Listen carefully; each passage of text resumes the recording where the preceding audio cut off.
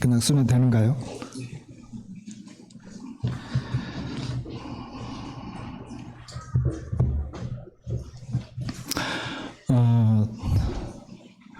저는 이렇게 강단에 서는 것이 오래 서봤지만 늘 부담스럽습니다.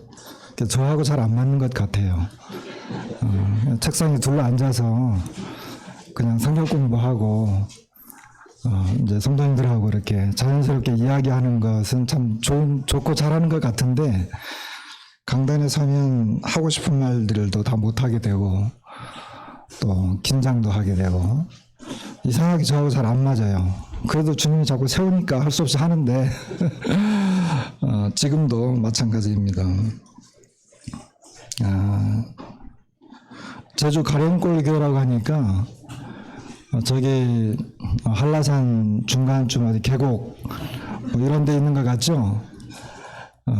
근데 가령골교회는 제주시의 중심지에 바로 옆에 거의 중심지라고 할 수 있습니다.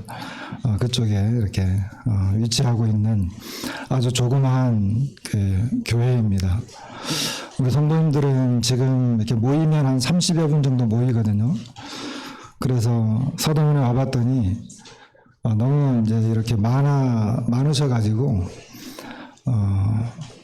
강자옥 자매님께서 이렇게 여러 번 말씀했어요. 가서 쫄지 말라고. 우리는 모이면 여기 이제 한 줌 정도밖에 안 되는데 여기는 뭐 수백 명이 모이니까 이제 가서 제발 쫄지 말라고 담대하라고 이렇게 이야기했습니다. 서대문 교회는 제주 성도들에게는 참 의미가 깊은 그와 같은 교회입니다. 특별히 이제 제주 성도들은 빚을 진 그와 같은 교회이고 늘 감사하고, 또 오늘 예배를 이렇게 드리면서 마음에 그런 생각이 들었어요. 저가 지금 있는 그 교회 정서가 많이 닮다, 정서가 비슷하다. 제가 이제 모임 몇 군데도 이렇게 좀 가봤거든요. 그런데 서대문 교회에서 이렇게 아까 예배를 드리는 모습을 보고 우리 형제님들이 감사드리는 여하튼 것들을 보면서 정서적으로 굉장히 비슷하다. 그래서 어떤 이질감 느끼지 않고 그냥 우리 교회에서 그냥 예배 드리는 그런 어떤 기분이 이렇게 들었습니다. 그래서 이런 것들이 다 어디서 왔나 생각을 해봤더니 서대문 교회의 어떤 영향력이 지금 이 순간, 이 시간까지도 제주에 미치고 있고, 또 저에게도 어떤 그런 배경들이 깔려 있구나 하는 생각을 좀 이렇게 하게 됐습니다. 서울에나 육지에는 뭐 제가 거의 나올 일이 이제 없어요. 그리고 이렇게 육지에 나오면 늘 불편해요. 특히 서울은 제가 거의 올 일이 없는데 그래도 한두 번씩 오게 되면 너무너무 불편해요. 계속 땅속으로 다니더라고요. 근데 땅속으로 다니는데 사람들은 굉장히 또 막 뛰어다녀요. 그래서 제주도에서는 공항에서 그냥 내려서 바로 차 타고 그냥 움직이면 되는데 여기에서는 자꾸 내려가라 그러지, 또 올라가라 그러지, 갈아타라 그러지. 사람들은 왜 그렇게 바쁜지 막 뛰어다니고. 그리고 이제 어저께 우리 형제님들이 참 좋은 숙소를 이렇게 마련해 주셔가지고 저한테는 별로 익숙하지 않았지만 편안하게 쉬었습니다.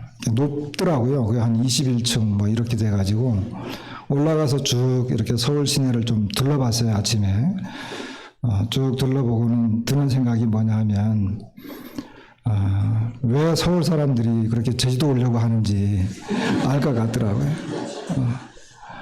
제주도는 일단은 바탕색이 까맣습니다. 그게 화산성이기 때문에 바탕색이 까매요.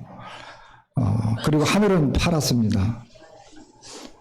그러니까 거기 이제 그림을 그려 넣으면 까만 바탕색에 파란 그 하늘에 청명하기 때문에 선명해요. 색깔들이 선명하고 깔끔하고 기분이 좋은데 육지 나오면 이게 죄송합니다. 제주도에서는 제주도 밖에 이 본토 사람들을 육지 사람이라 그래요. 육지 사람은 아주 양반으로 이렇게 불러주는 거고 보통 육지 뭐 이렇게 있어요. 그런데 육지 나오면 이게 이제 그 잿빛 도시다 보니까 회색이에요, 회색. 그래서 뭔가 명쾌하지가 않아요. 그래서 참 내가 좋은 곳에 살고 있고 왜 사람들이 제주도 오려고 하는지 알 것 같다, 그런 생각을 했습니다.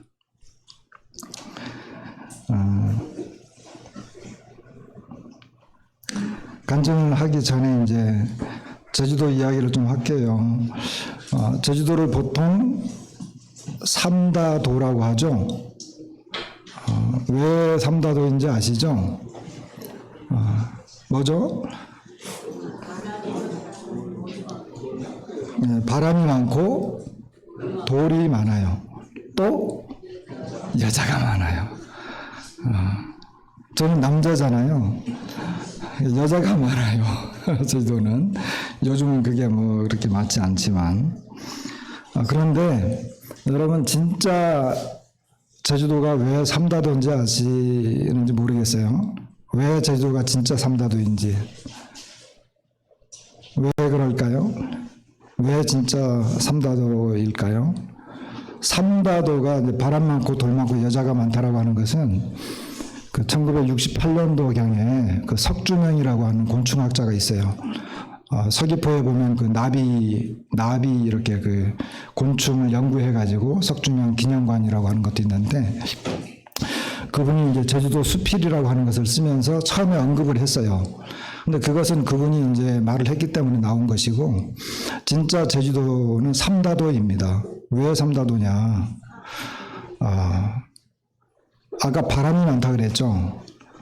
그래서 제주도는 바람이 많은데 이 바람 많은 이유가 태풍 때문에 그래요. 태풍이 많습니다. 태풍이 많고 태풍의 영향을 많이 받으니까 이것이 이제 풍해라고 하죠. 풍해. 이제 바람의 피해를 많이 봐요. 그리고 태풍이 많으니까 또 비가 따라오겠죠. 비가 많아요. 그래서 수해도 많습니다. 그리고 가뭄이 심해요. 가뭄이. 이걸 한해라고 그러죠. 그래서 풍해, 수해, 한해 이런 그 세 개가 제주도성을 이렇게 많이 있기 때문에 이것을 삼다도라고 했습니다. 그런데 여러분 1975년 4월 29일 날 서울에서 저희 바로 옆집으로 그때는 저희가 이제 제주시에 살고 있었는데 제가 바로 옆집이라고 하면 제가 살고 있는 집이 있고 여기 이제 옛날에는 부릅구담이라고 했는데 부릅구 아세요? 부릅구 담 하나 사이로 서울에서 한 부부가 이사 왔어요. 남자는 키가 아주 크고 여자분은 키가 아주 작은, 그리고 이 여자분은 이게 거의 만삭이었어요. 이런 두 이제 부부가 이사를 왔습니다. 75년도입니다. 그게 1975년도. 그러니까 이제 내년이 되면 만 50주년이 됩니다. 벌써 이제 50년이 된 거죠. 그분들이 이제 처음 왔는데 바로 김우정 형제님하고 강자옥 자매님이십니다. 근데 여러분 75년도에 오셨기 때문에 아까 삼다도라 그랬는데 그 당시 제주도는 정말 가난하고 살기 힘들었어요.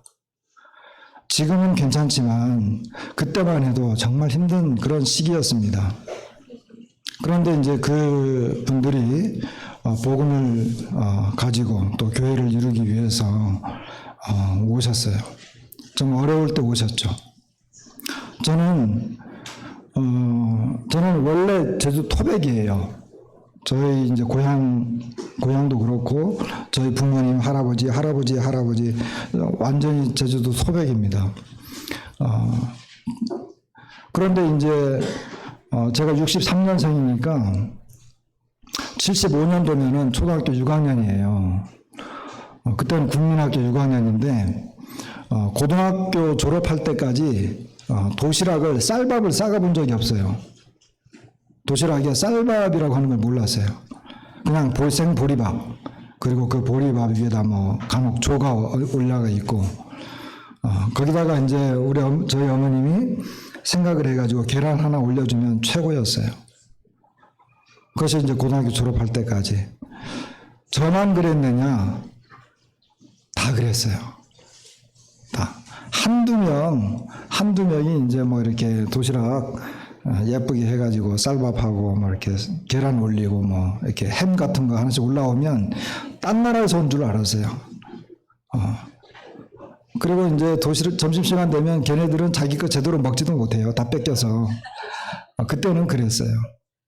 그렇게 이제 그런 시절에 오셨습니다. 오셨는데 여러분 75년도 4월 29일 날 오셨기 때문에 4월 달에 이사 온다라고 하는 것이 제주도는 쉽지 않아요. 정말 어려울 때입니다. 지금은 이것이 이제 많이 가라앉았는데 제주도에는 신구간이라고 하는 게 있어요. 신구간 들어보신 분들도 계실 건데 이 신구간이라고 하는 풍습이 있어가지고 이 신구간에만 이사를 해야 돼요. 그럼 신구간은 언제냐면은 대한 절기로 대한 후 5일부터 그리고 이제 입춘 전 3일까지 약 한 일주일 정도 되는 그 기간입니다. 가장 추울 때죠. 2월 초. 가장 추울 때 그때 이사를 해야 돼요.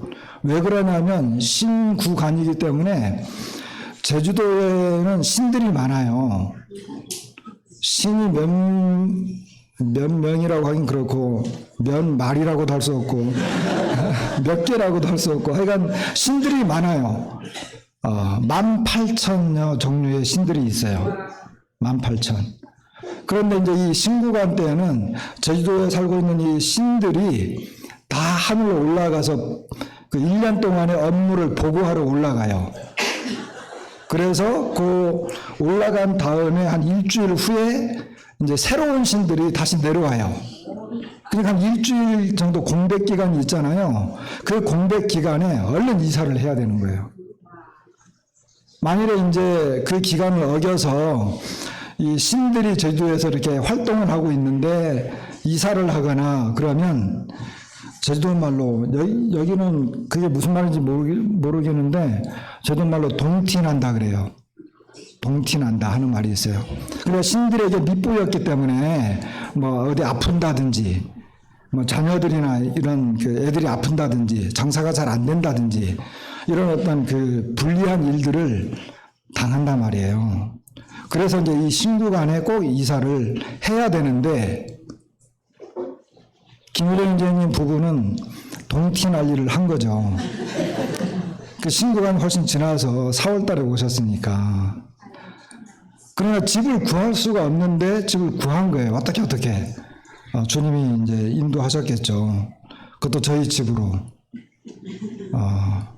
그리고 이제 거기에서 이제 그리스도인의 집회소라고 하는 그 간판을 이렇게 이 간판을 이렇게 집회소라고 하는 것을 써가지고 교회를 가정집에서 이렇게 모였습니다. 그래서 저는 초등학교 6학년 때 그분들을 만났고 그분들에게 이제 복음을 들었습니다. 그런데 이제 아까 그 제주도에는 이제 18,000여 종류의 이제 신들이 있다 그랬잖아요. 그런데 이 신들은 참 고약하죠. 자기한테 밑보이면 해를 입히고 이제 아프게 한다든지 골탕을 먹인단 말이에요. 제주도 신들이 그래요. 우리 하나님은 어때요? 우리 하나님은 오히려 우리에게 은혜를 베푸시기를 원하시고 우리를 사랑하시고 우리를 복주시기 위한 분이시고 하나님은 우리를 사랑하실 때 자기 자녀를 아끼지 아니하실 만큼 사랑하신 분이죠. 그런데 이제 제가 제주도는 이 신이 많은 걸로 이렇게 자랑하고 그랬는데 네팔 선교사 형제님 와가지고는 인도에는 3억의 신이 있다 그래가지고 우리는 뭐 깨갱하고 들어갔어요. 그리고 이제 제가 그분들에게 들은 건 아니지만 인도에서 어떤 그 선교사가 복음을 전하러 가서 인도에서 이제 그 복음 집회를 했는데 복음 집회 마지막 날에 이제 그 예수님을 믿고 마음에 영접하실 분들은 앞으로 나오라고 그랬어요. 그랬더니 이제 맨 저쪽 뒤쪽에 있던 어떤 할머니 한 분이 뒤에서 이렇게 걸어 나오는 거예요. 그런데 이제 그 복음 집회 때 그 할머니가 이렇게 뒤쪽에서 이렇게 나오는데 여기 앉아있던 어떤 청년이 할머니를 이렇게 이야기하면서 아니 우리가 지금 살고 있는 여기에 3억도 넘는 신이 있고 우리가 그분들을 섬기고 있는데 그게 뭐가 또 부족해가지고 또 앞으로 나가서 예수라고 하는 신을 믿겠다는 거냐 이렇게 말하니까 그 할머니 하시는 말씀이 내가 살고 있는 이 나라에 3억이 넘는 신이 있지만 그 신 중에 단 하나의 신도 나를 위해서 죽어준 신은 없다. 나를 위해서 죽어준 신이 어디 있느냐. 다 자기들 유익을 위해서 존재하지. 나는 이 예수님이 좋다. 나를 위해서 자기 목숨을 버릴 정도라면 내가 그 신을 믿지 누구를 믿겠냐. 그렇게 하면서 앞으로 나갔다는 거예요. 세상 사람들이 믿고 있는 신과 또 제주도에 18,000 종류의 신들이 있는데 다르죠. 우리가 믿고 있는 이 하나님, 우리가 섬기고 있는 이 하나님, 우리가 섬길 수밖에 없는 하나님이죠. 그 하나님은 우리를 위해서 자신을 버리시고 죽기까지 하셨고 우리를 구원해 주시고 또 하나님의 나라를 우리에게 유업으로 주시는 분이십니다. 얼마나 놀라운 분이신지 모릅니다. 이와 같은 사랑이 이제 그 김우종 형제님이나 자매님에게 있었던 것 같아요. 있었죠. 그래서 그분들이 제주도로 오셨습니다. 나중에 들었는데 그 당시 75년 당시 이제 김우종 형제님이 뭐 아현교회도 있었고 또 서대문교회에서 이렇게 주님을 섬겼는데 그 당시에는 정말 그 기라성 같은 형제님들 그리고 선교사들이 이제 계셨잖아요. 그런데 이상하게 형제님들이 선교사들을 만나면서 미국으로 가는 것들이 이제 좀 어떤 그 일종의 그 좋은 일처럼 보였나 봐요. 그래서 미국으로 이렇게 가시는 형제님들이 계셨대요. 그런데 김우영 형제님은 왜 미국으로 가냐? 선교사가 미국에서 한국으로 오고 있는 판에 왜 미국으로들 가려고 하지? 그러면서 형제님은 나는 한국에서 복음을 전하겠다. 그리고 복음이 없는 곳이 있다면 가고 싶다. 그런데 어떤 집회에서 어떤 형제님이 아직 제주도에 복음이 들어가지 않았고 교회가 없다 하는 말을 듣고 이제 결정을 했다고 합니다. 그렇게 해서 이제 74년도에 결혼하셨는데 75년도에 바로 오셨어요. 그때 그분의 연세가 27세, 자매님은 25세. 자매님은 저하고 이제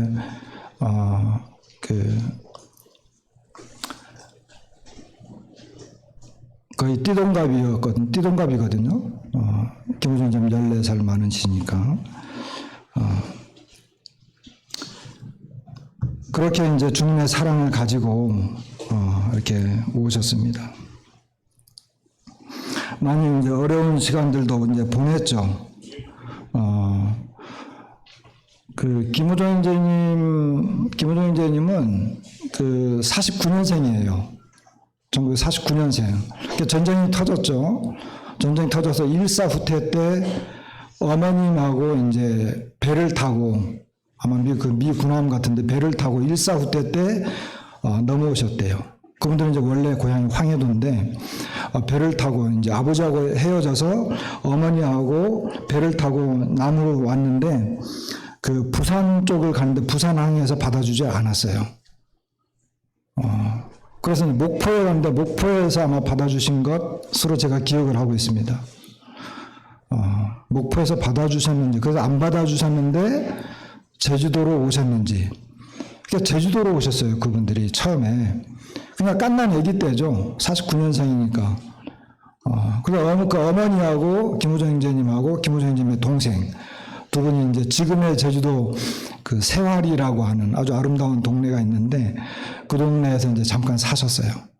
그렇게 하다가 이제 서울로 오셨는데 서울에서 고등학교 때 엠마오 전도지를 받아가지고 엠마오 전도지 그 전도지 한 장 받고 엠마오 성경학교에 가서 복음을 듣고 구원을 받으셨습니다.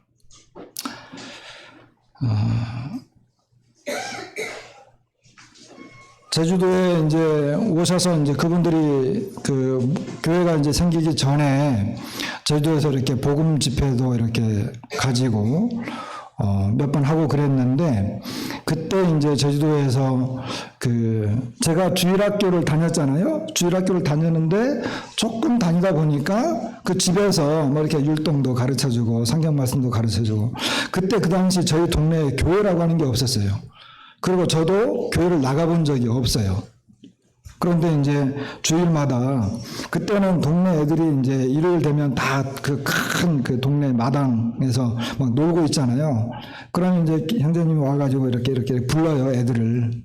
부르면 한 10여 명, 20여 명 놀다가 그 집에 들어가서 이렇게 그 율동도 하고 그때 배운 율동이 뭐 여러분 아실지 모르겠다. 이 작은 나의 빛 아세요? 이 작은 나의 빛. 이 작은 나의 빛 비치게 할 테야. 뭐 나는 진군하는 군병이나 뭐 이런 찬송들 지금도 뭐 요한복음 3장 16절 하나님의 세상을 이처럼 사랑하사 뭐 자녀들아 주 안에서 부모에게 순종하라 이것이 옳으니라 이런 찬송들을 배우면서 이제 그렇게 이제 우리들에게 복음을 전해주셨습니다. 그런데 얼마 지나지 않으니까 몇몇 형제님들이 보였어요. 그리고 그 중에 이제 그 결혼하신 분들도 계시고. 근데 그분들 중에 한 분이, 김영진 형제입니다. 김영진 형제님. 지금 평택교회에서 사역을 하고 계세요. 그분이 이제 그때 대학생이었어요. 대학생. 그리고 이용창 형제님과 또 자매님. 자매님은 나중에 이제 결혼해서 들어오셨어요. 이용창 형제님이라고 계십니다. 그분은 이제 지금 홍성에서 이제 사역을 하고 오랫동안 사역을 하셨죠.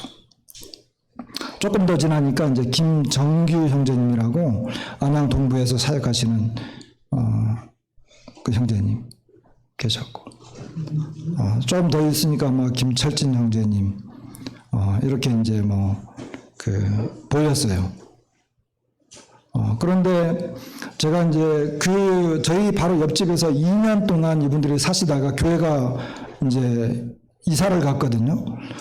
이사를 갔어요. 맨 처음엔 그리스도인의 집회소 이렇게 입간판 해가지고 그리고 이제 좀 멀리 이사를 갔어요. 용담동이라고 하는 곳으로 이사를 가셔가지고 거기에서는 이제 2층에서 예배당 2층 건물인데 2층에서 용담교회 그리고 거기에서 이제 얼마나 지냈는지 모르겠는데 조금 더 밑으로 내려오셨는데 거기는 이제 남문로예요. 남문통이라고 그랬는데 거기 이제 남문교회.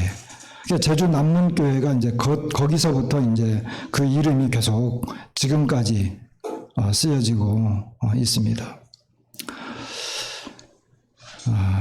제가 어렸을 때 그분들에게서 이제 그 받은 인상, 느낌, 그리고 그분들에게 받은 영향이 뭘까요? 다른 거는 기억이 별로 없어요. 아까 뭐 이게 율동 같은 거는 기억이 나는데 복음을 전해주셨다라고 하는 것, 복음이 나에게 전해졌다라고 하는 것은 알죠.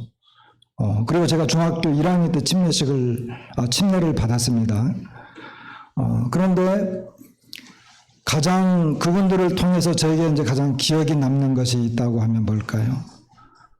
어떤 말씀들도 수도 없이 들었겠죠. 그리고 많은 일들, 캠프라든지 복음 전도 집회라든지 이런 일들이 많이 있었을 거예요. 근데 제가 거기에서 그분들로부터 받은 것, 그리고 제 마음에 그분들로부터 받은 것이 뭐냐라고 질문을 하면 저는 망설이지도 않고 한 번에 말할 수 있는 게 사랑이었습니다. 사랑. 그분들의 그분들의 눈, 그분들의 말투, 표정, 머리를 쓰다듬었던 그 손길, 이런 것들은 전부 사랑에서 나왔어요.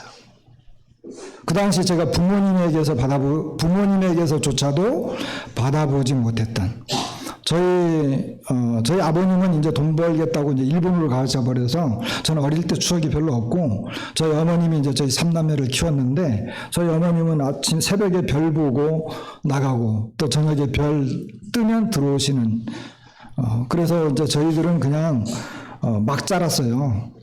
제 돈 말로는 부모님들이 애들을 그냥 들이싹 내버렸어요. 그렇게 표현을 해요. 그냥 막 자라도록 놔둔 거야. 그냥 스스로 크는 거예요. 그랬기 때문에 그분들이 오셔서 우리에게 베풀었던 그와 같은 사랑들이 저에게 있어요. 기억이라고 하는 것이.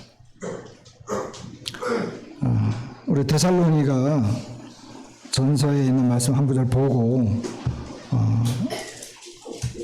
보겠습니다. 데살로니가 전서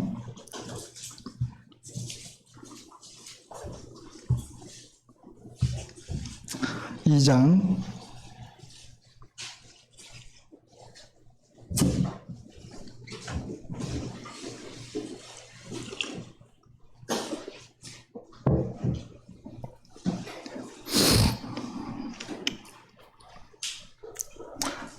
1절부터 좀 읽겠습니다.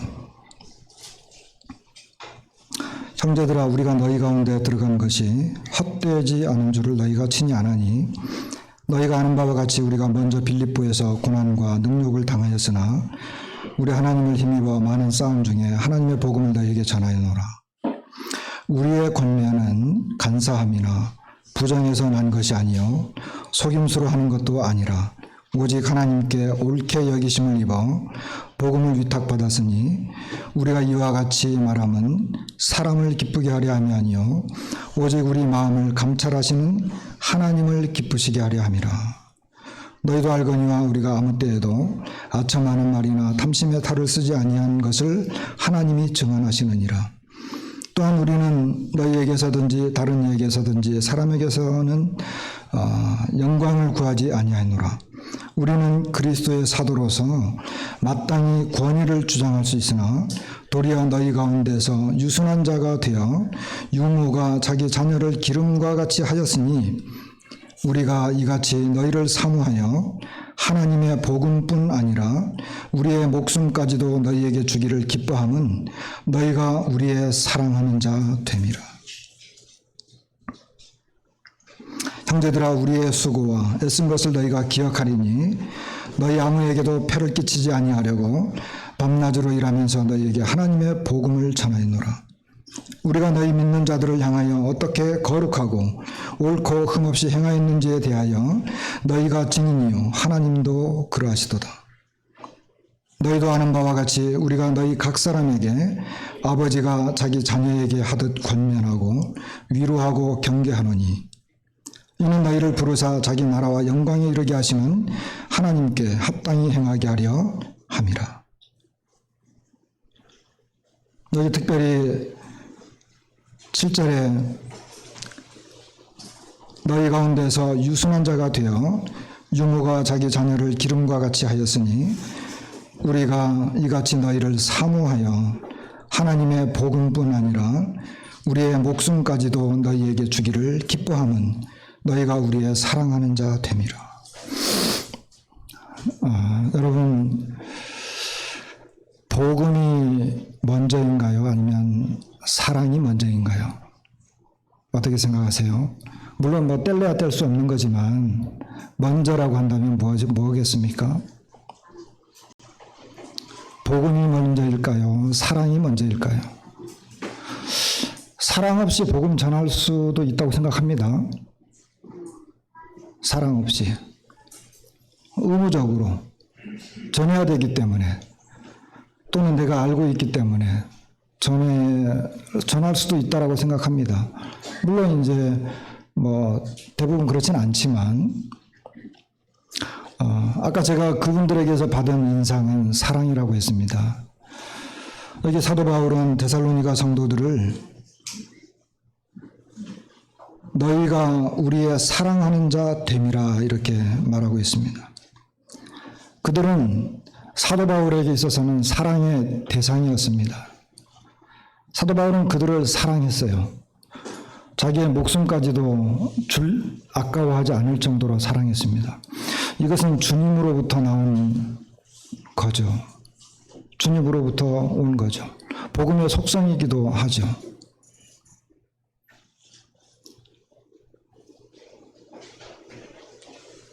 그래서 저는 사랑이 먼저라고 생각을 합니다. 사랑이. 왜 제주도까지 왔을까? 그 가난하고 힘들었던 시기에.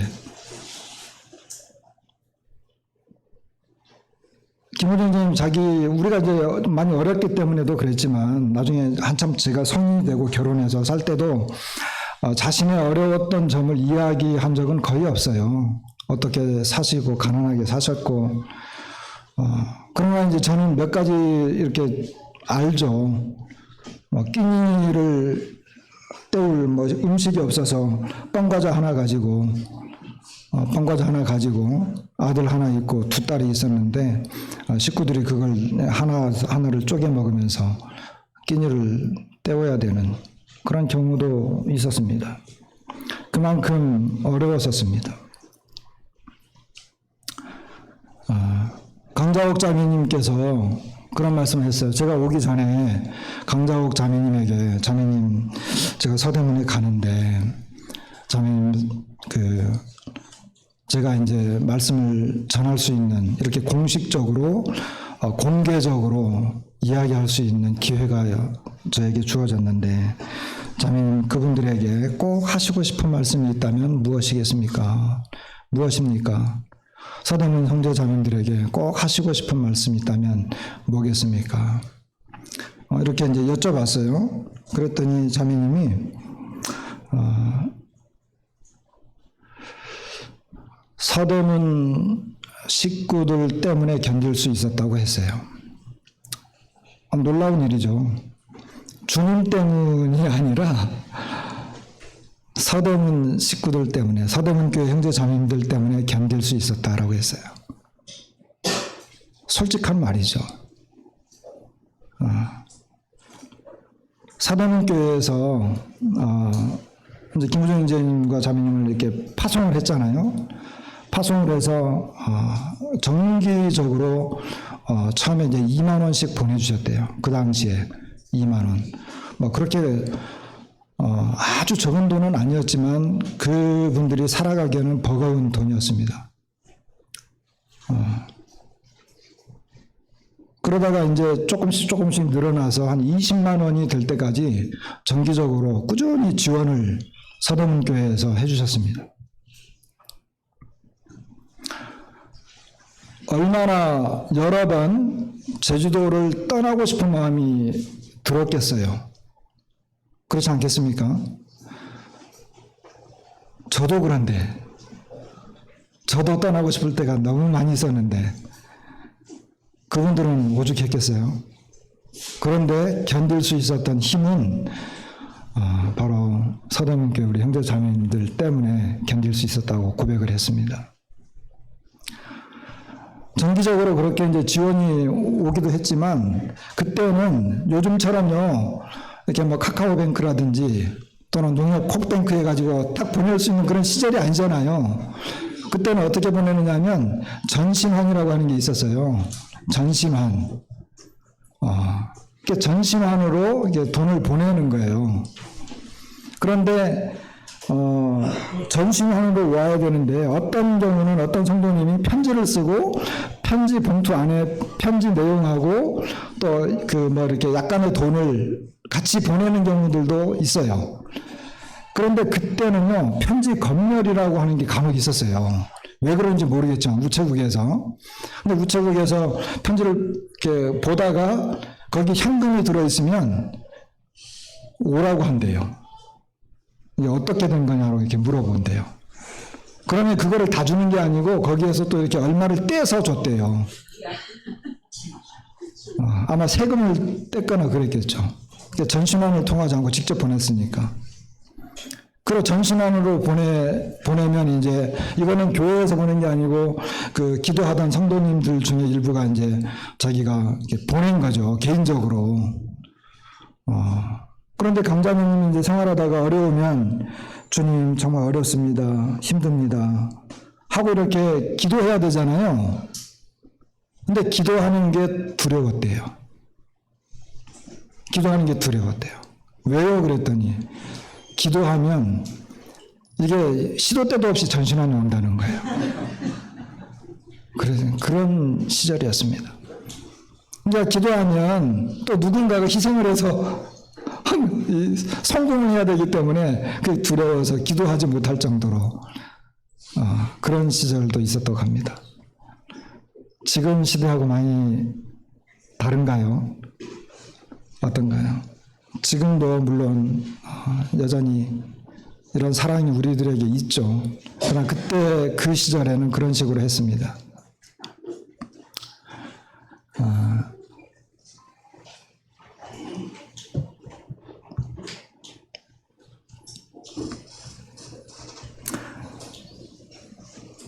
그래서 이 서대문 교회 성도님들 때문에 그분들은 견디었고 또 지금까지 지금 강자매님은 제주 가령골교회에서 함께 섬기고 있는데 여전히 씩씩하세요.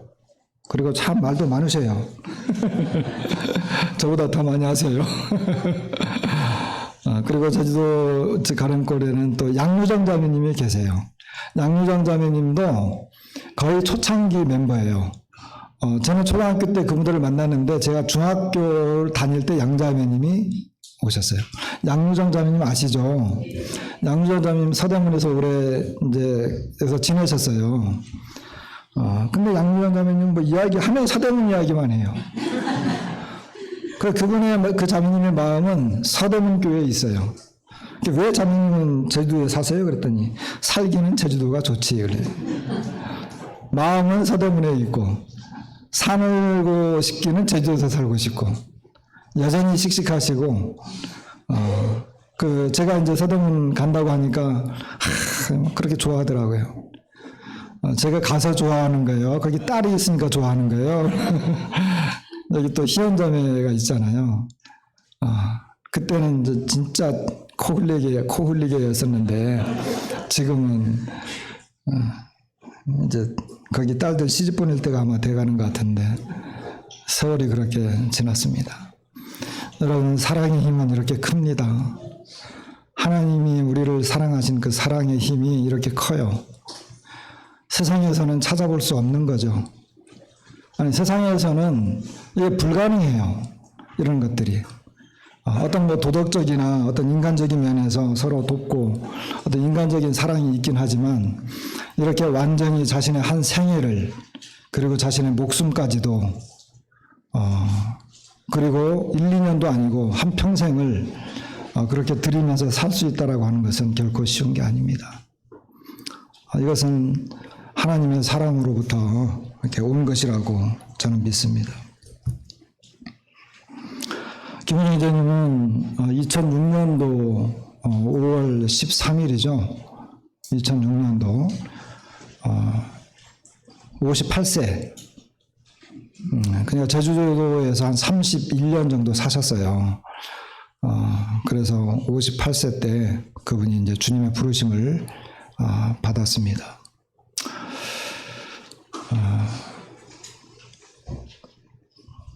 많이 슬펐죠. 그리고 잘해주지 못해서 정말 저희는 철없이 살았어요. 지금 생각해 보면 왜 그렇게 철딱선이 없었나.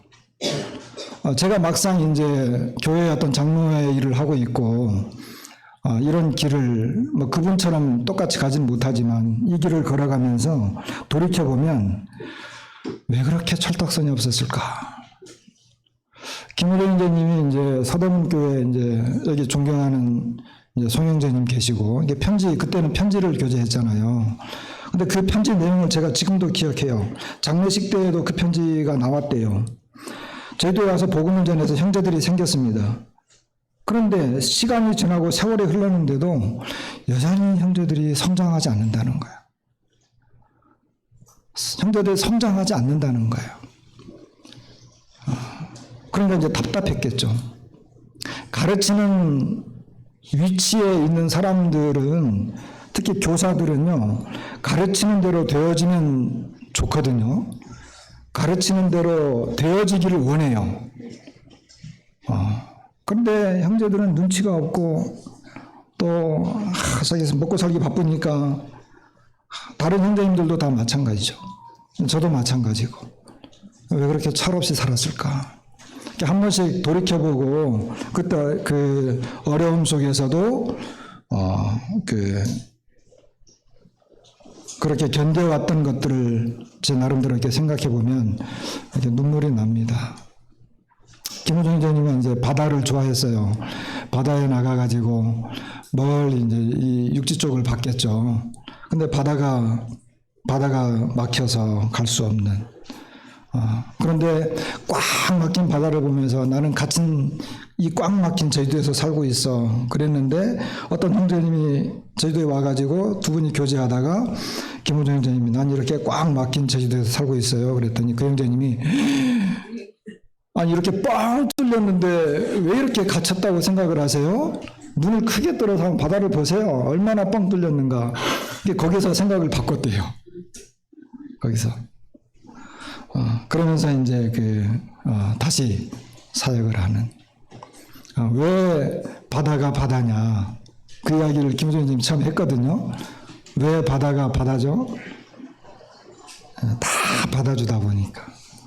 다 받아주니까 바다라는 거예요. 다 받아주니까. 여러분, 근데 사람이 어떻게 그럴 수 있어요? 다 받아주다 보면 뭐가 문드러져요? 다 받아주다 보면 어디가 문드러져요? 속이 문드러지는 거죠. 속이 문드러지면 어때요? 속이 벌어져. 속이 시퍼렇게 문드러졌어요. 그래서 바다가 파란 거래요. 파란 거래요. 이해하세요? 제가 학교 다닐 때 저희 같은 룸메이트 중에 이름이 이철석이라고 하는 동기가 있었어요. 그 친구를 볼 때마다 같은 방을 썼거든요. 기숙사 생활하면서. 야, 너 때문에 맨날 바다는 두드러 맞는다.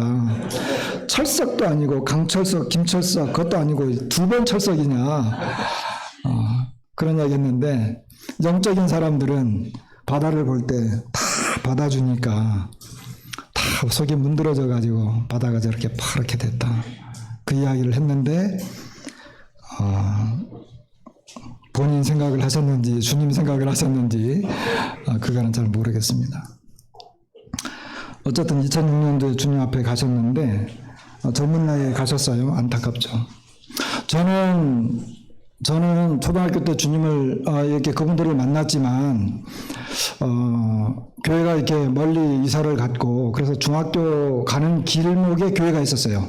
그때는 한 30분 정도 걸어 다녔기 때문에 그래서 이제 중학교 때도 이제 교회는 이제 좀 참석을 했습니다.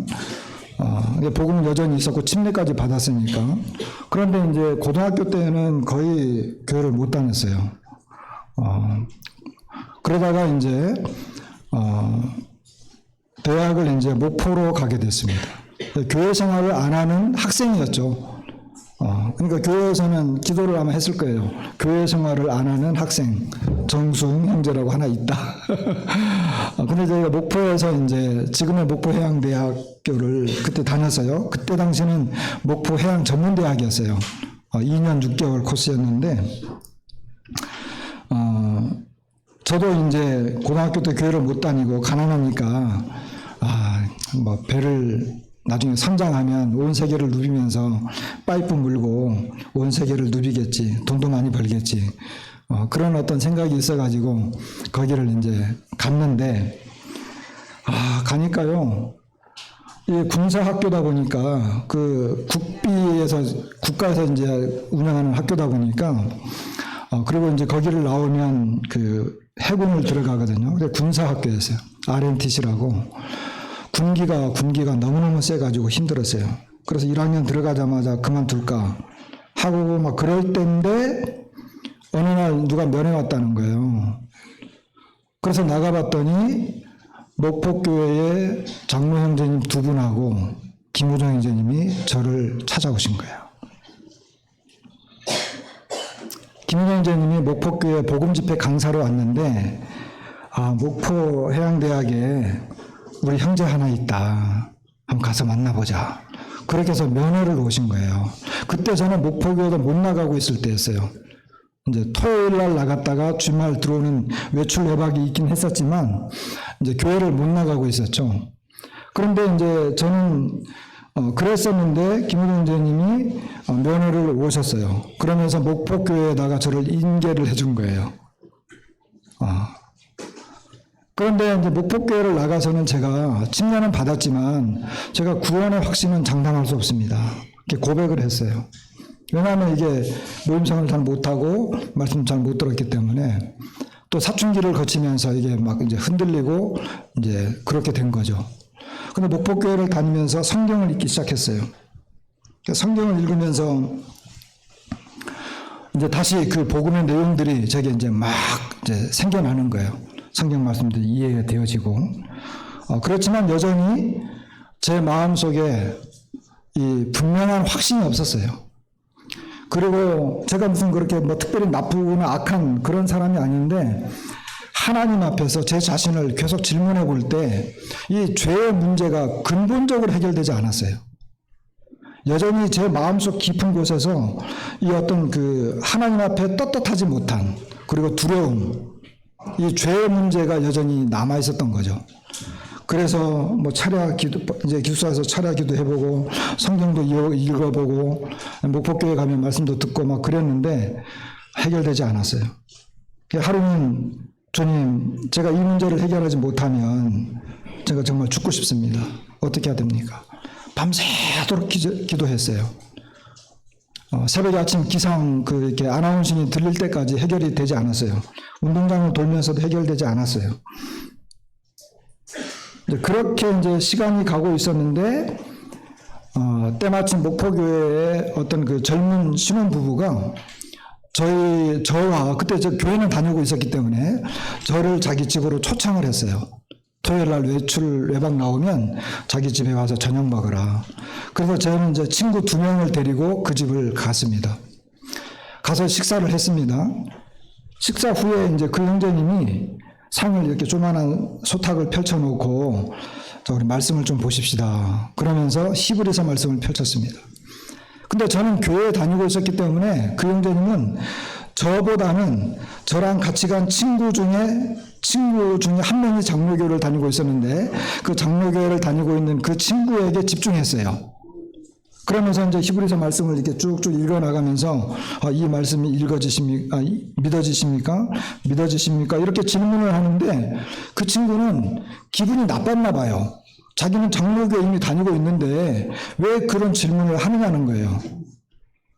그러면서 표정도 안 좋고 굉장히 기분이 나빴는데 저는 그 말씀을 옆에서 객관적으로 보게 된 거죠. 그리고 그 말씀을 더 이제 이렇게 깊이 있게 생각하게 되었어요. 그러다가 이제 쭉 가다가 9장 12절에 와서 딱 멈췄어요. 염소와 송아지의 피로 아니하고 오직 자기 피로 영원한 속죄를 이루사 단번에 성소에 들어가셨느니라. 거기에서 제 마음에 그렇구나. 영원한 속죄였구나. 영원한 속죄. 처음도 없고 끝도 없는 주님이 십자가에서 그 흘리신 사역과 부활의 능력은 주님이 나를 속죄해 주신 그 속죄의 그 값은 영원한 거였구나. 내 속에서 나를 짓누르고 나를 괴롭히고 갈등을 일으키고 하나님 앞에 설 때마다 너는 구원받았니? 자신이 없습니다. 너 천국 갈 거야? 지옥 갈 거야? 모르겠습니다. 자신 없습니다. 근데 여전히 저는 죄 문제가 있습니다. 하지만 저는 믿습니다. 주님이 십자가에서 나의 죄를 대속하신 걸 믿습니다. 다 알지 않습니까? 그럼에도 해결하지 못했던 그 모든 것들이 거기에서 영원한 속죄를 이루사 단번에 성소에 들어가셨느니라. 그래, 주님의 사역은 영원한 거였어. 그 순간 저의 이 영혼의 문제가 해결이 됐습니다. 얼마나 감사하고 기뻤는지 모든 게 다 깨달아졌습니다. 말씀을 통해서 그 당시는 그랬어요. 말씀을 통해서 구원받는다. 무슨 이렇게 주님이 어떤 뭐가 있어야 된다. 그런 것들이 많이 있었는데 그런 내용들이 전부 이해가 되었을 뿐만 아니라 복음에 관련된 그런 내용들의 이 죄의 문제가 완전히 해결이 됐어요. 그날 저녁 식사 후에 교제가 끝나고 나서 기숙사로 돌아오던 그 차창 안에서 밤이었기 때문에 의자에 창가에 앉아서 창 가고 있는데 밖이 깜깜하니까 그 유리창에 제 자신의 모습이 비쳤습니다. 그때 주님 앞에 그런 기도를 드렸어요. 주님, 이제 모든 것이 이해되어지고 믿어집니다. 지금까지 기다려 주셔서 감사합니다. 저 같은 사람도 주님 기억해 주시고 구원해 주셔서 정말 감사합니다.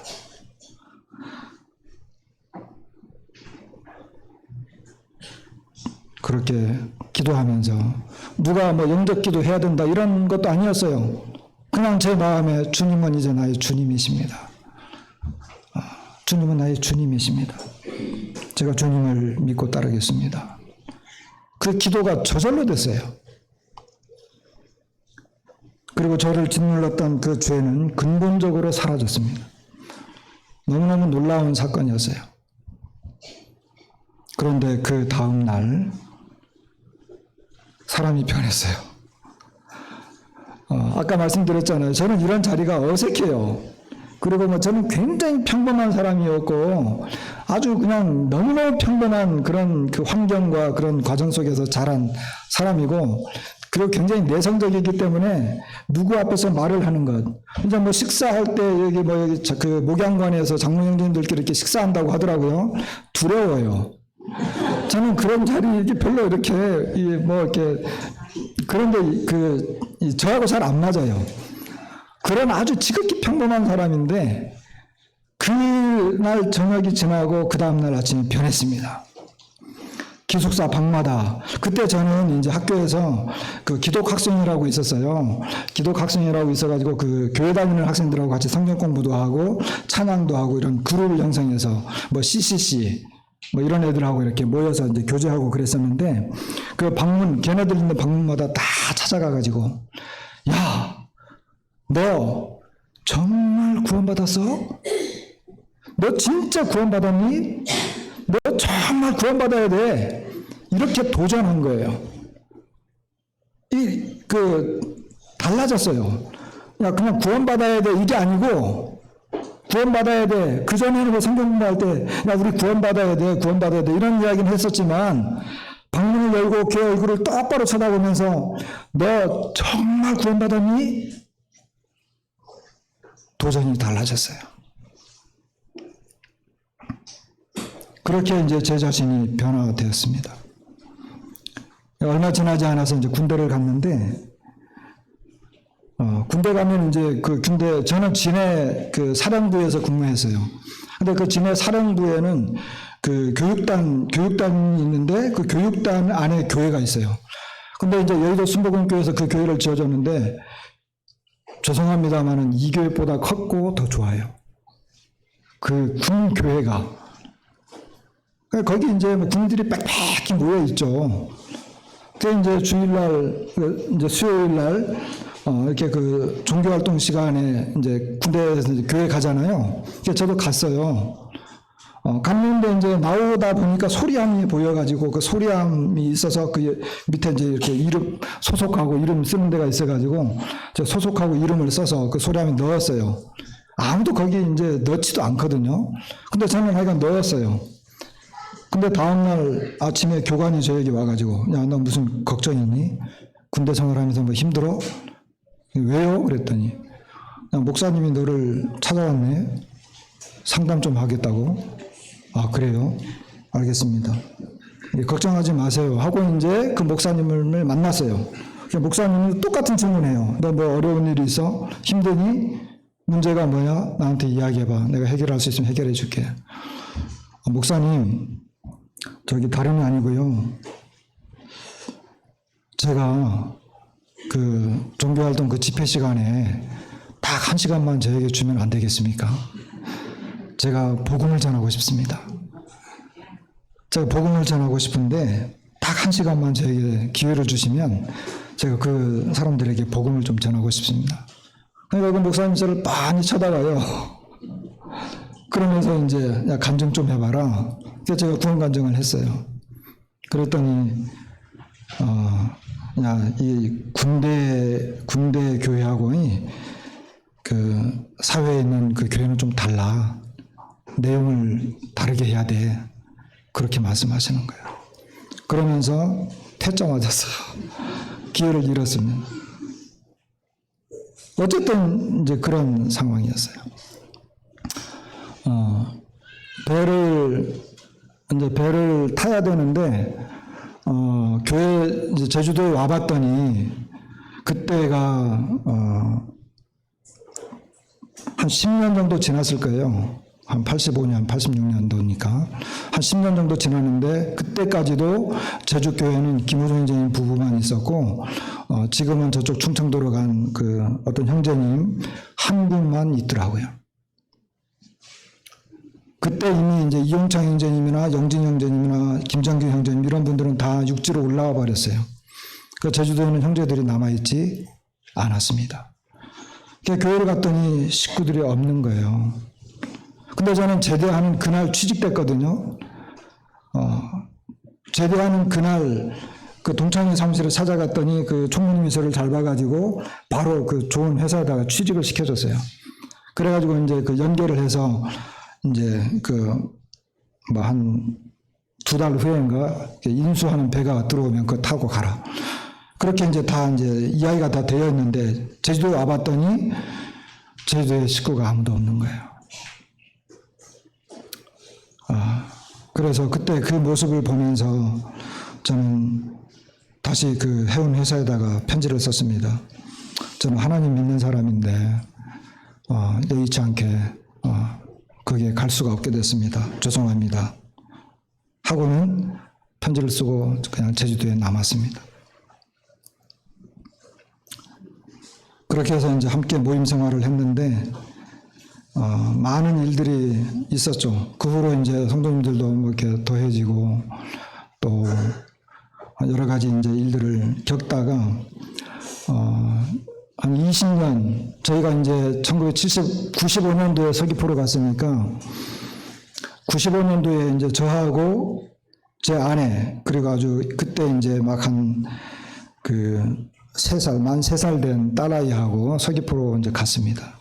서귀포에 복음이 이 교회가 없었고 서귀포를 놓고 계속 기도하고 있었는데 계속 저에게 마음의 부담이 있었어요. 그래서 김우중 형제님은 자꾸 그러는 거죠. 서귀포에 가서 형제가 가서 살았으면 좋겠다. 거기에서 복음을 전하려면 거기서 살아야 된다. 왔다가 그 제주시에 살면서 거기 가는 건 힘드니까. 그래서 이제 95년도에 그냥 갔습니다. 서귀포에는 아는 사람이 한 명도 없고 친척도 없고 그냥 아무도 없어요. 그냥 갔어요. 직장도 뚜렷하지 않고 그냥 갔습니다. 갔는데 이제 거기에 갔을 때 주님이 이제 몇몇 형제들을 보여주고 복음을 전하게 했습니다. 그래서 한 4-5명의 젊은 청년들이 이제 구원받게 됐습니다. 아쉽게도 그 형제들이 그 교회 이제 모임 생활을 얼마 못하고 이제 다 이렇게 직장으로 가고 육지로 가고 이러면서 다 흩어졌어요. 그 중에 이제 한 명만 남아서 지금까지 같이 주님을 섬기고 있는데, 그 형제들하고 이제 2000년도에 이제 서귀포 중부교회가 개척이 됐습니다. 그렇게 해서 서귀포에서 이제 모임을 이루고 이렇게 쭉 지냈는데 그걸 다 이야기할 수가 없습니다. 서귀포 이제 중앙로에다가 이제 예배당홀 2층에 예배당홀을 이렇게 빌렸습니다. 그런데 이제 그 IMF가 터지고 중국 사람들이 이제 그 후에 중국인들이 많이 몰려들면서 제주도가 갑자기 바뀌었어요. 환경이 집이나 이런 부동산 이런 문제들이 많이 바뀌었어요. 어느 날 집주인이 오셔가지고 이 건물이 팔렸다는 거예요. 그 건물이 4층 건물이었는데 아주 좋은 위치였어요. 그 서귀포 중앙로에 있었기 때문에 중앙 로타리에 팔렸다는 거예요. 그때 우리가 이제 1년에 450만 원 정도 1년세를 주고 살았거든요. 보증금이 300만 원인가 따로 있었고. 근데 새 건물 주인이 와서 우리에게 나가라는 거예요. 그리고 계속 살고 싶으면 1년에 1,500만 원을 달라는 거예요. 아니 450만 원을 살다가 1,500만 원을 달라는 거예요. 그러니까 1,500만 원 우리가 줄 수가 없잖아요. 450만 원도 힘든데. 그래서 이제 계속 거기서 이제 줄다리기를 하다가 형제들이 형제님 그냥 다 포기하고 우리가 물러섭시다. 그렇게 해서 나오게 됐어요. 그 나올 때 이런 예배당 강단, 의자, 그리고 거기 있는 것들을 우리가 이제 권리금 쪽으로 이제 다 지불한 것들인데 그런 것들 이제 그 이삿짐 센터에서 와가지고 그걸 막 부수고 막 철거하고 그럴 때 우리 자매님들이 많이 울었어요. 쫓겨나는 상황이니까. 그리고 이제 그 중간에 다 말씀드릴 수 없는데 좀 교회적으로도 어려운 일들이 좀 생겼습니다. 그렇게 해서 아파트 지금 그 형제가 아파트에 살고 있었는데 아파트에서 다른 아파트를 사게 됐어요. 사서 나가면서 하는 말이 이 아파트 전세금이 6천만 원인데 그게 이제 보통 한 1억 정도 줘야 되거든요. 근데 이제 6천만 원짜리 전세로 살고 있기 때문에 이거를 우리가 그냥 쓰면 좋겠다. 그래서 그거 괜찮다 그래가지고 은행에서 대출을 좀 받아가지고 그 아파트 안에서 전세금을 주고 거기서 모이기 시작했어요. 그때 4가정이 모였습니다. 4가정.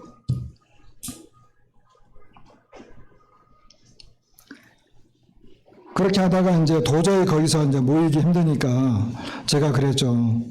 1년 동안 내가 기도하겠다. 1년 동안 기도하는데 주님이 더 이상 다른 길을 보여주지 않으면 나는 다시 원래의 그 처음 위치로 돌아가고 싶다.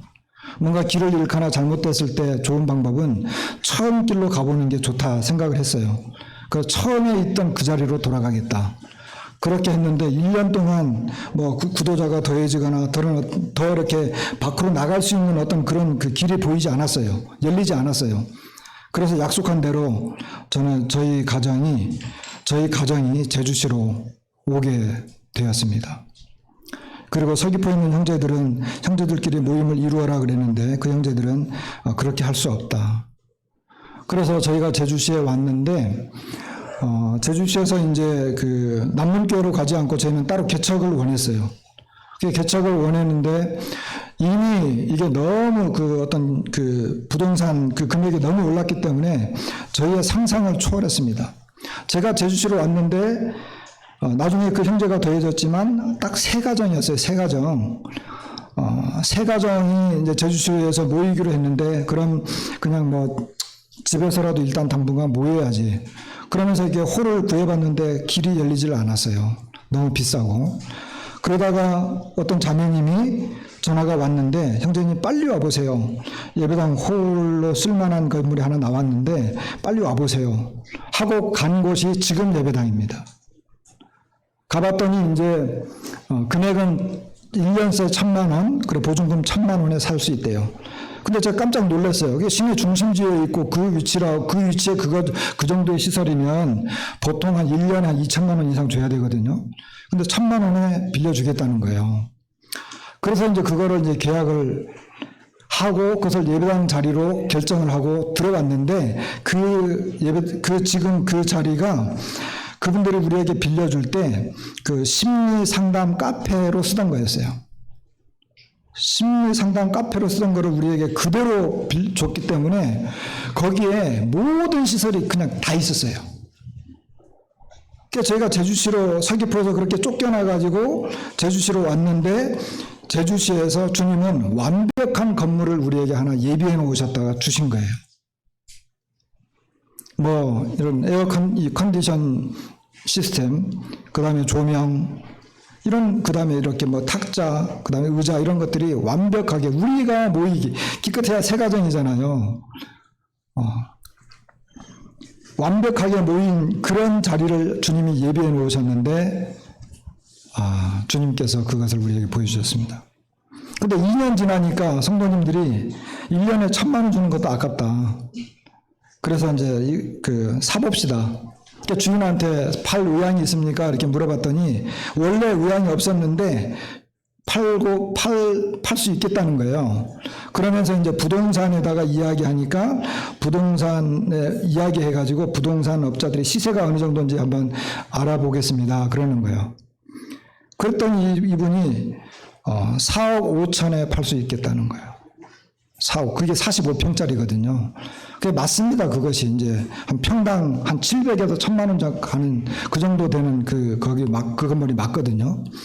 4억 5천이니까 우리가 다들 기겁을 했죠. 1억도 큰데 4억 5천 달라고 하니까 우리가 그러면은 포기하는 거죠. 포기했어요.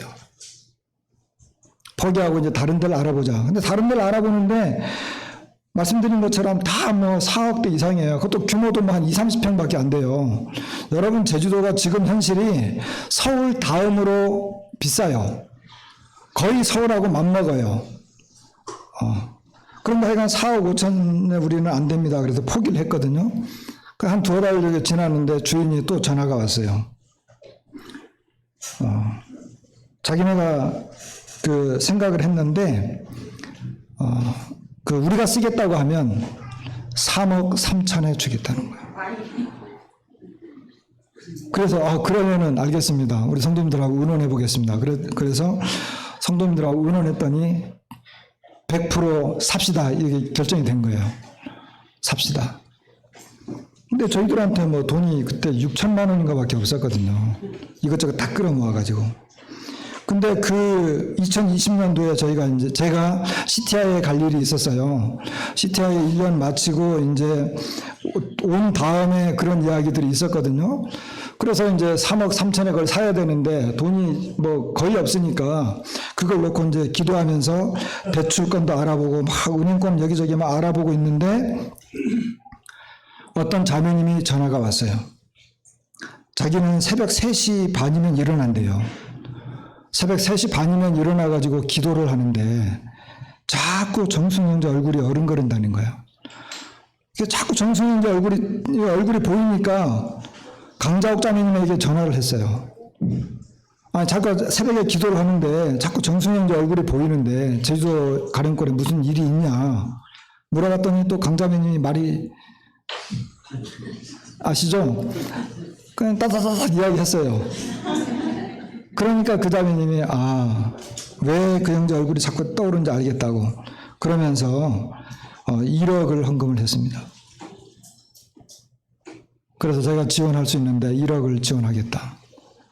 그리고 이제 또 대출을 받고 그렇게 해서 그 건물을 확보를 했습니다. 그렇게 해서 예배당처럼 이렇게 조금 꾸미고 모이고 있는데 지금은 세 가정이었는데 지금은 한 30여 분 정도 돼요. 더더욱 최근에 가장 또 감사가 되는 것은 제가 대학 생활할 때 목포교회에서 사역을 하던 형제님 한 분 계시거든요. 김명수 형제님이라고. 근데 그분이 얼마 지나지 않아서 모임을 떠났어요. 그런데 우연히 또 어떻게 만나게 됐어요. 제주도에서. 40년 만에. 근데 그분을 만나서 너무너무 반가워하고 좋아하는 거예요. 그러면서 이제 다시 모임으로 회복하셨어요. 제가 그분에게 받았던 사랑들도 많이 있었는데, 그래서 그 형제님과 자매님, 그리고 내 처형 되시는 자매님, 이런 분들이 또 이렇게 진짜 그런 만남을 통해서 모임을 이루고 있는데, 지금 제주 모임은 이런 이야기 하면 좀 그렇긴 하지만, 우리는 뭐 다른 건 없어요. 그냥 모이면 서로 사랑하고, 자매님들은 집에 잘 안 가시려고 그래요. 왜 그렇게 막 그러시는지. 하여간 모임을 만나서 서로 사랑하고 교제하고 뭐 그런 게 좋아요. 그러다 보니까 어때요? 우리끼리 그냥 막 한 식구처럼 막 살고 어울려져서 막 노는 건 좋은데 일을 안 해요. 일을 안 해. 아까도 복음도 좀 전하고 뭔가 좀 교회가 뭐 이렇게 이웃들을 위해서 뭔가 사역을 감당해야 되는데 그 부분이 약한 거예요. 그래서 그 부분들은 좀 기도해 주시면 감사하겠습니다. 시간을 많이 써서 죄송한데 한 구절만 보고 마치겠습니다. 데살로니가전서 4장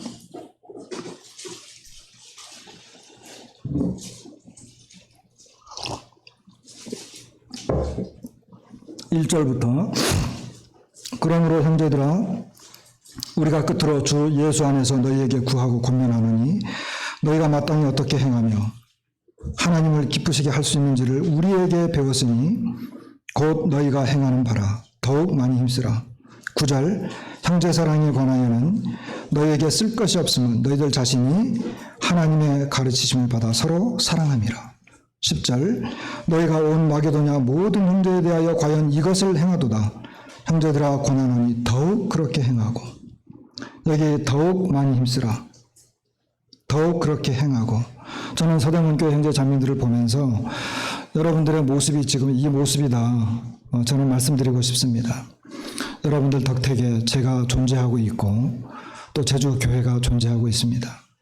여러분들의 사랑과 헌신이 여기저기에 들리는 소문, 여기저기에 그 파급 효과가 큽니다. 저는 여러분들이 더욱 그렇게 할 것을 믿습니다. 우리들도 그렇게 하고 싶습니다. 더욱 그렇게 행하고, 우리가 해야 할 것이 이거죠. 더욱 행하는 것. 우리가 갖고 있는 이 하나님의 사랑, 그리고 은혜의 복음, 이것을 전하면서 우리가 주님 앞에서 이런 모임을 계속 이루어가고, 특별히 제가 이제 이렇게 공개적으로 그리고 대표로 다시 한번 우리 서대문 교회 형제 자매님들에게 깊은 감사의 말씀을 드리고 또 주님께 영광을 돌려드립니다. 감사합니다.